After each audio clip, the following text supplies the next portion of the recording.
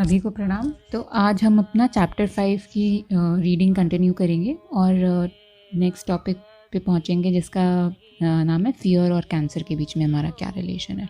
तो suppressed emotions जो हमारा चैप्टर का हेडिंग है, उसमें अगर हम देखें तो सप्रेस्ड इमोशंस में सबसे इम्पॉर्टेंट और कॉमनली डिस्कस्ड जो इमोशन होता है वो होता है फियर का, और वो कैंसर पेशेंट्स में सबसे ज़्यादा डोमिनेंट होता है क्योंकि कैंसर को हम सोचते हैं कि इक्विवेलेंट है डेथ के बराबर है। तो जैसे ही कैंसर पेशेंट्स अगर सुनते हैं कि आपको कैंसर है, सबसे पहला जो इमोशन होता है उनके अंदर आता है वो है डर या फियर। तो एक हीलर हैं डॉक्टर पट्टी कॉन्क्लेन, PhD हैं वो, और वो मेडिकल इंट्यूटिव हैं। इसका मतलब है कि वो लोगों को देख के ये बता देती हैं कि वो बीमार क्यों हैं और किस एनर्जी फील्ड के कारण उनके वो बीमारी आई है। तो अब वो आगे देखते हैं कि वो अपने पेशेंट्स को क्या बोलती हैं। तो सबसे इम्पॉर्टेंट चीज़ वो कहती हैं कि आप बस सरेंडर कर दीजिए प्रोसेस पे, ये मत सोचिए कि रिज़ल्ट क्या होने वाला है। आपको एट पीस रहना है और एक्सेप्ट कर लेना है कि या तो चाहे आप जिएंगे चाहे आप मरेंगे, दोनों में आप एट पीस रहेंगे। तो कंप्लीट सरेंडर ये सबसे ज़्यादा इम्पॉर्टेंट है। और जितना ज़्यादा आप अपनी बॉडी को उस न्यूट्रलिटी पे लेंगे कि चाहे ये हो चाहे आउटकम पे नहीं सोचना है कि हमारा आउटकम क्या होगा, उस रिज़ल्ट पे ध्यान नहीं देना है। जितने जल्दी आप अपनी बॉडी को उस स्टेट पे ले आ पाएंगे उतनी जल्दी आपकी हीलिंग होगी। क्योंकि अगर लोग डर में ही रहे तो उनकी जो एनर्जी फील्ड है, जो सटल एनर्जी की फील्ड होती है, उनका जो इम्यून सिस्टम है वो सब शट डाउन हो जाएगा। और अगर आपका इम्यून सिस्टम ही काम नहीं करेगा तो आप बीमारी से लड़ोगे कैसे या डिसऑर्डर से लड़ोगे कैसे। तो वो समझा रही हैं कि आप जैसे ही अपना रिलीज़ करेंगे फियर को, तो आपके अंदर का जो इनर पीस है, जो आपके अंदर ही प्रेजेंट है पर हम उसे एक्सेस नहीं कर पाते हैं, उसको हम एक्सेस कर पाएंगे। वरना हम अगर फियर में ही रह गए तो बॉडी जो है वो अपने सारे जो इम्यून सिस्टम्स हैं, जो फाइटिंग मैकेनिज्म्स है, वो सब शट डाउन कर देगी और फिर तो उस बीमारी से निकलने का और कोई चांस नहीं रहेगा। तो अब इम्पॉर्टेंट क्वेश्चन ये है कि हम सरेंडर करें कैसे। ये जो सरेंडर तो हमें करना है पर करना कैसे है। तो वो डॉक्टर जो कॉन्क्लेन है वो कह रही हैं कि अपने फियर ऑफ डेथ को हेड ऑन फेस करना, उसको रियलाइज़ करना और उसे एक्सेप्ट करना, ये सबसे बड़ा इम्पॉर्टेंट स्टेप है सरेंडरिंग का। तो एग्जांपल दे रही हैं, एक सर्वाइवर है नेथन, जिन्हें स्टेज 4 लिम्फोप्लाज्मासाइटिस लिम्फोमा करके एक कैंसर हुआ था जो बहुत ही हार्ड टू ट्रीट है वेस्टर्न मेडिसिन के हिसाब से। तो जब डॉक्टर्स ने उन्हें कीमोथेरेपी देना शुरू किया तो उनका कैंसर और ज़्यादा स्पीड से बढ़ने लग गया। तो उन्हें रियलाइज़ हो कि ये मेथड तो काम नहीं करेगा। उन्होंने बोला मुझे कीमोथेरेपी डिसकंटिन्यू करनी। डॉक्टर्स ने उन्हें कहा कि आपके पास 1 या 2 साल ही हैं। तो नेथन जो है वो उन्होंने उसको स्टॉप किया और वो एक दूसरी हीलिंग जर्नी पे निकले। पर जब उन्होंने ये डिसीजन लिया तो 3-4 रात तक वो सो ही नहीं पाए, क्योंकि उनके अंदर यही डर था कि ये डिसीजन लेने का मतलब ये है कि वो नेक्स्ट ईयर उनकी डेथ भी हो सकती है। तो उनको कई रातों तक नींद नहीं आती थी। बट एक दिन उन्होंने क्या किया, उन्होंने इसको एक्सेप्ट कर लिया कि भाई हाँ ठीक है, अगर आनी होगी डेथ तो आएगी, इस बात को एक्सेप्ट कर लिया। उसके बाद उनका वो जो डर था फियर ऑफ डेथ वो चला गया। एंड एक बार उन्होंने वो डिसीजन ले लिया तब वो आगे की तरफ सोचने लगे। अब उनका ध्यान जो था वो उनको ठीक कैसे होना है उसकी तरफ लगने लगा। और उन्होंने 2 दिन बाद ही उन्हें एक फेमस हीलर मिल गया जिससे उन्होंने अपनी हीलिंग जर्नी स्टार्ट की।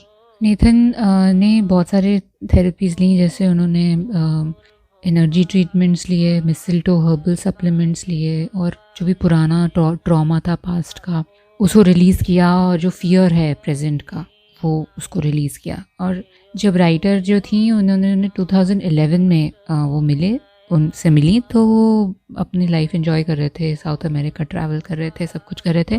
जबकि 2005 में डॉक्टर ने उन्हें 2 साल जीने के लिए दिए थे। तो राइटर ये कह रही हैं कि जो भी रेडिकल रिमिशन सर्वाइवर्स हैं, जो भी उन्होंने अपनी स्टडी में देखा है, उसके हिसाब से जो भी सर्वाइवर्स हैं जिन्होंने अपना फियर को डायरेक्टली फेस किया, उसको एक्नॉलेज किया, एक्सेप्ट किया, उससे उनकी जो हीलिंग जर्नी है उसमें बहुत हेल्प हुई। क्योंकि जो बिगेस्ट फैक्टर, जो भी सबसे बड़ा फैक्टर है जो हमारी हीलिंग में रुकावट डालता है, वो हमारा खुद का ही फियर है। तो अब एक एग्जाम्पल के तौर पे समझने की कोशिश करते हैं कि जो फियर का पार है और इफ़ेक्ट है हमारी बॉडी पे वो कितना ज़्यादा होता है। तो एक स्टडी की रिसर्चर्स ने जिसमें वो फियर स्टडी नहीं करना चाहते थे, वो चाहते थे कि एक नए तरह की कीमोथेरेपी है हमारे पास, वो काम करेगी या नहीं। तो उन्होंने कैंसर पेशेंट्स लिए और उन्हें 2 रैंडम ग्रुप्स में डिवाइड किया। फर्स्ट ग्रुप को उन्होंने वो नई कीमोथेरेपी दी और जो सेकंड ग्रुप है उनको सेलाइन के इन्फ्यूजन्स चढ़ा दिए, जबकि उनको लगता था कि उन्हें कीमोथेरेपी मिल रही है उन पेशेंट्स को। तो जो उस सेकंड ग्रुप के 30-40% लोग जो थे उस कंट्रोल ग्रुप के, उनके बाल झड़ गए, उनको और साइड इफ़ेक्ट्स आ गए, जस्ट इसके ये क्योंकि वो ये सब सोचते थे कि उन्हें कीमोथेरेपी मिल रहा है और उसकी ये साइड इफ़ेक्ट्स है। तो उनके खुद के सोच ने ही उनको इतने साइड इफ़ेक्ट्स दे दिए, जबकि उनको कोई कीमोथेरेपी मिली भी नहीं थी। तो यानी जो फियर है, आप सोचिए कि आपकी बॉडी को ऐसे एक स्टेट में ले आता है कि फाइट या फ्लाइट, मतलब लड़ो या भागो वाले मोड में रखता है। तो आप रेस्ट और रिपेयर, मतलब आराम करना है, अपनी बॉडी को हील करना है, इस मोड में तो बॉडी आ ही नहीं पाती।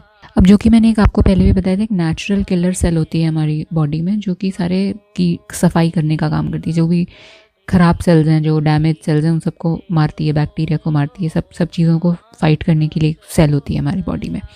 तो जो फियर है, अगर आप कॉन्स्टेंट फियर में रहते हैं तो आपकी बॉडी अपने आप ही वो नेचुरल किलर सेल्स बनाना बंद कर देती है, स्ट्रेस के कारण, फियर के कारण। अगर वो बंद कर देगी तो आपकी बॉडी की नेचुरल एबिलिटी जो है बीमारियों से लड़ने की, डिसऑर्डर से लड़ने की, हील होने की, वो चली जाएगी। तो अब एक वाटरफॉल सोल्यूशन है जो हम नेक्स्ट उसके बारे में पढ़ेंगे कि आपका जो बॉडी माइंड स्पिरिट सिस्टम है उसको वाटरफॉल की तरह हमें बनाना पड़ेगा।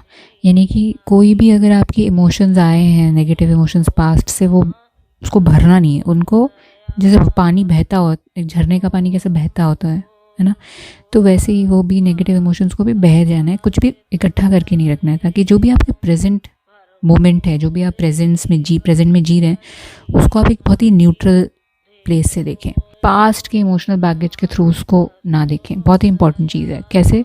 तो अब एक माइकल ब्रॉफमैन करके एक एक्यूपंक्चरिस्ट और हर्बलिस्ट हैं, काफ़ी वेल रिनाउंड, सैन फ्रांसिस्को में काफ़ी सारे पेशेंट्स के साथ में काम कर चुके हैं। वो कहते हैं कि उन्होंने देखा है कि जो भी रेडिकल रेमिशन वाले पेशेंट्स हैं वो होते हैं जिनके बॉडी से, माइंड से फियर निकल चुका होता है।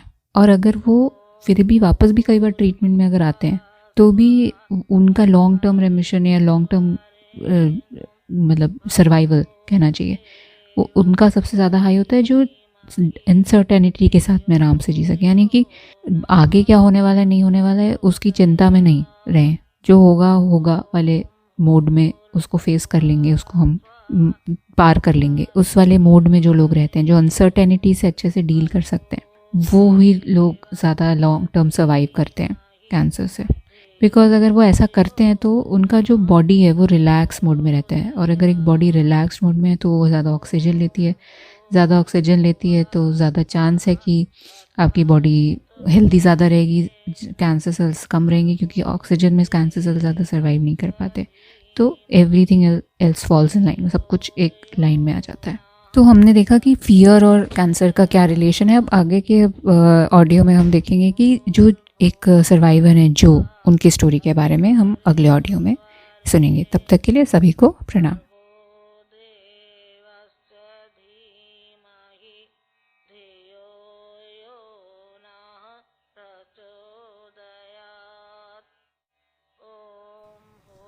हमारे YouTube चैनल को सब्सक्राइब कीजिए और बेल आइकन पर क्लिक कीजिए ताकि आने वाली सभी वीडियो की नोटिफिकेशन आपको मिलती रहे। आप सभी को बहुत बहुत थैंक यू।